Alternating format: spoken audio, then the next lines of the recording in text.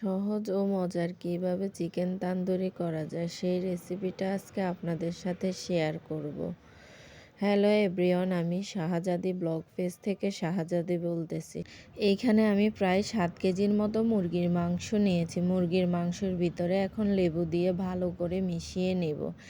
এরপরে আমি এখানে একে একে সবগুলো উপকরণ একসাথে অ্যাড করব। প্রথমে আমি এখানে soya sauce, oyster sauce, chilli sauce এগুলো দিচ্ছি। তারপরে আমি এখানে রসুন বাটা, আদা বাটা একসঙ্গে মিশিয়ে নিচ্ছি।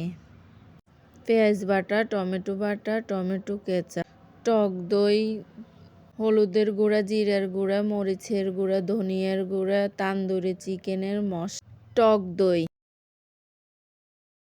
লবণ, সরিষার তেল, সবগুলো উপকরণ একসাথে ভালো করে মেখে নিয়েছি।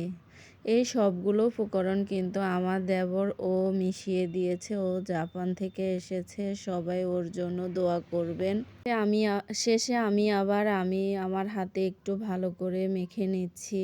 সবগুলো উপকরণ ভালো করে মিশিয়ে কয়েক ঘন্টার জন্য আমি রেখে দিব। প্রায় 3 থেকে 4 ঘন্টার জন্য আমি রেখে দিয়েছি। এরপরে আমি এখানে চুলায় একটা প্যান বসিয়ে ভালো করে তেল গরম করে তেলের ভিতরে একে একে সবগুলো চিকেন তান্দুরি ভেজে নিয়েছি।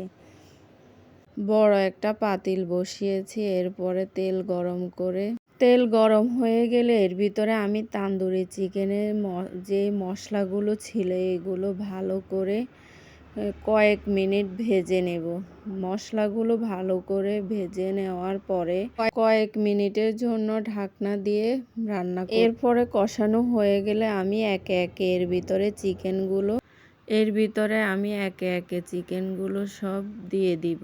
এরপরে আমি একটু টমেটো সস দিয়ে দিব। টমেটো সস দিয়ে ভালো করে নেড়ে এরপরে আমি লাস্টে একটু ধনিয়া পাতা দিয়ে দেব। তবে চেষ্টা করবেন আপনারা ধনিয়া একটু ব্লেন্ডার করে দেওয়ার জন্য, তাহলে গ্রেভিটা ভালো একটু গ্রান আসে। আমার সময় ছিল না, এজন্য আমি এটা এইভাবেই দিয়ে ফেলেছি।